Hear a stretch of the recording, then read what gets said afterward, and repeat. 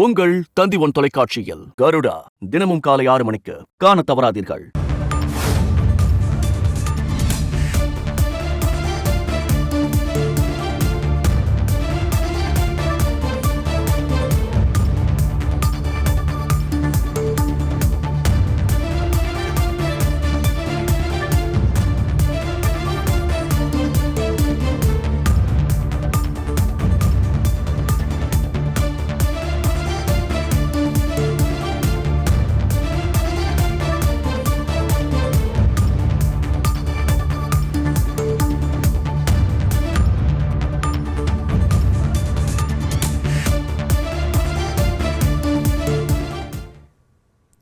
நீலகிரி மாவட்டத்தில் பிளாஸ்டிக் தடை உத்தரவை அமல்படுத்தியது தொடர்பாக பொய்யான அறிக்கை தாக்கல் செய்ததாக மாவட்ட ஆட்சித்தலைவருக்கு சென்னை உயர்நீதிமன்றம் கடும் கண்டனம் தெரிவித்திருக்கிறது. முக்கிய செய்தியாக பார்த்துக் கொண்டிருக்கிறோம்.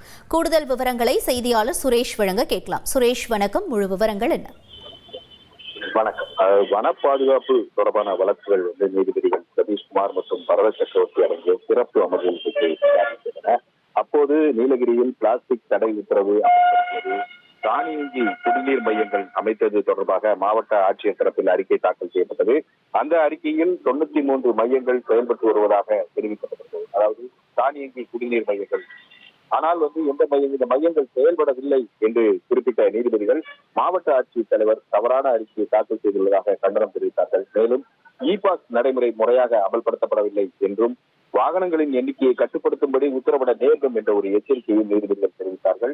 நீதிமன்ற உத்தரவை மீறி பிளாஸ்டிக் பொருட்களுடன் பேருந்துகள் நீலகிரிக்கு அனுமதிக்கப்படுவதாகவும் எந்த பரிசோதனைகளும் நடத்தப்படுவதில்லை என்றும் நீதிபதிகள் தெரிவித்தார்கள்.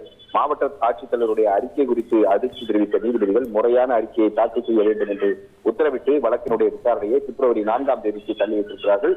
அன்றைய தினம் விசாரணைக்கு நீலகிரி மற்றும் திண்டுக்கல் மாவட்ட ஆட்சியர்கள் காணொலி காட்சி மூலமாக ஆஜராக வேண்டும் எனவும் நீதிபதிகள் உத்தரவிட்டிருக்கிறார்கள்.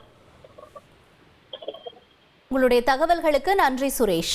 உங்கள் தந்தி ஒன் தொலைக்காட்சியில் கருடா தினமும் காலை 6 மணிக்கு காண தவறாதீர்கள்.